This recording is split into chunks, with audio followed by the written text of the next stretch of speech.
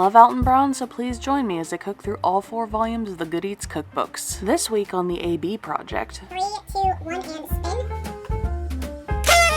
Another Pantry Raid one. Pantry Raid 2, Seeing Red and the Reloaded. That's right, this week we are diving back into volumes 1 and 4, this time to make a tomato sauce from scratch. Well, from a can. For the OG sauce, any old brand of canned tomatoes will do so long as they are whole peeled tomatoes. Both recipes call for separating the tomatoes from the liquid and cooking the liquid down with all your seasonings. This is where the flavor of the tomato sauce is going to be built. The solids, which include a French mirepoix, will make use of the oven. In the OG's case, the oven's broiler, which I would show y'all, but I've been asked by certain parties to not film the oven until it is clean. Back to the liquid, I couldn't stop sniffing it because it smelled just like the pizza restaurants my parents used to take me to when I was a kid. It stunk up the kitchen real pretty. You are pretty much done at this point. You just have to combine the solids and the liquids with your choice of kitchen violence, and then adjust for seasonings. For serving, I had some bucatini left over from the pasta video, which I did indeed break in half and cook in cold water. Thank you for asking. Add some balls of meat, and you have there a pretty okay pasta dish. I do understand why Alton wanted to go back in and reload this one, because while it was tasty, the main flavor notes I got was the sweetness from the sugar and the heat from the red pepper flakes, which was interesting. Also, while filming this, I discovered that There's not a pretty way to eat bucatini. on to the reloaded version, it calls for whole peeled San Marzano tomatoes, so a little bit more expensive. Let's see if it truly makes a difference in the final sauce. The seasonings were adjusted as well, no sugar and much less red pepper flakes, so the tomato flavor was at the forefront. The mirepoix is back in a smaller amount, but this time instead of fiddling with the broiler, they're going into a super hot oven. Again, not documented because, you know. Once more, the solid and liquid came together with my preferred method of kitchen violence, in my case, a potato masher. Now y'all know I love my pizza, so you know I couldn't resist trying this on King Arthur Flour's flaky puff crust pizza, which I've heard is their recipe of the year. But it can't be that good, right?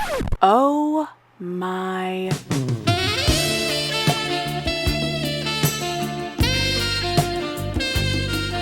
Moving on. Do I even need to say anything? This was about as bomb.com as food can get. For one last trick, this sauce can actually be a base for a tomato soup. It's like stupid simple to do too. Pass through a blender, add your mix-ins, heat on the stovetop a few minutes, and you're done. If you are anything like me, tomato soup is fine on its own, but it really sings when it's accompanied by a grilled cheese sandwich. Truly a shapeshifter of an ingredient, I do think it warrants the cost of keeping San Marzanos on hand at all times. See y'all real soon for part 4.